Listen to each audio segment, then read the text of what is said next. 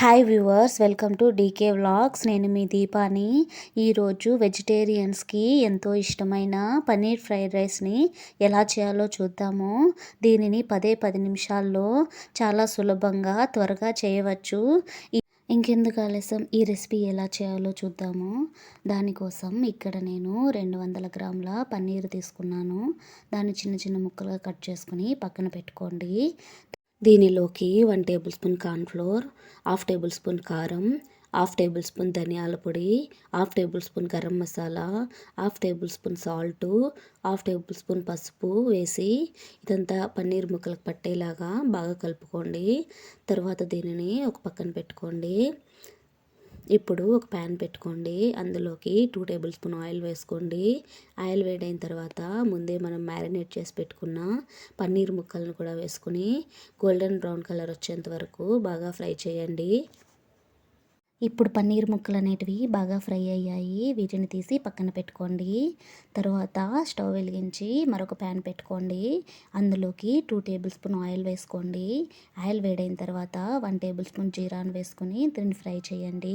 ఇది ఫ్రై అయిన తర్వాత ఇందులోకి సన్నగా కట్ చేసి పెట్టుకున్న ఆనియన్ ముక్కలను కూడా వేసుకుని గోల్డెన్ బ్రౌన్ కలర్ వచ్చేంత వరకు బాగా ఫ్రై చేయండి.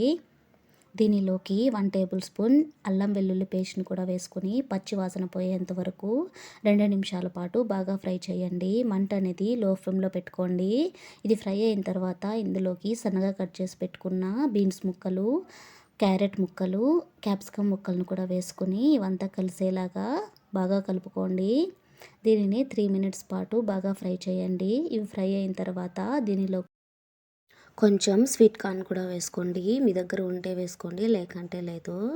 దీనిని 3 మినిట్స్ పాటు బాగా ఫ్రై చేయండి.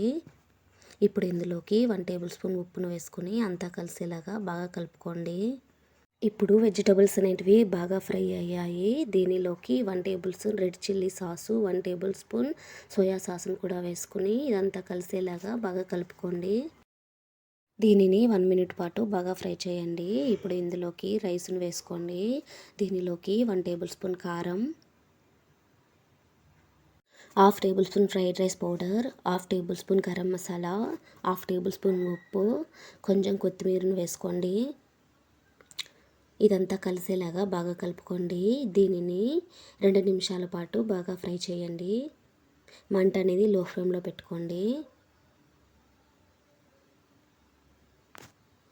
ఇలా ఫ్రై చేయడం వల్ల మసాలాలో నుంచి పచ్చివాసన పోయి మనకు మంచి టేస్ట్ అనేది వస్తుంది. ఫైనల్గా పన్నీర్ ముక్కలను వేసుకొని ఒకసారి కలుపుకొని సర్వ్ అవుట్ చేసుకోవడమే. ఇప్పుడు మనకు ఎంతో రుచికరమైన పన్నీర్ ఫ్రైడ్ రైస్ రెడీ. దీనిని మనము ఆఫ్టర్నూన్ లంచ్లో కానీ ఈవినింగ్ డిన్నర్స్లో కానీ చాలా బాగుంటుంది.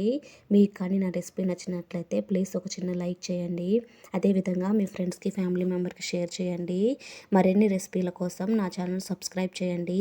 అదేవిధంగా పక్కనే ఉన్న బెల్ ఐకాన్ని యాక్టివేట్ చేయండి. ఇలా చేయడం వల్ల నేను చేసే ప్రతి రెసిపీ మీకు నోటిఫికేషన్ రూపంలో వస్తుంది.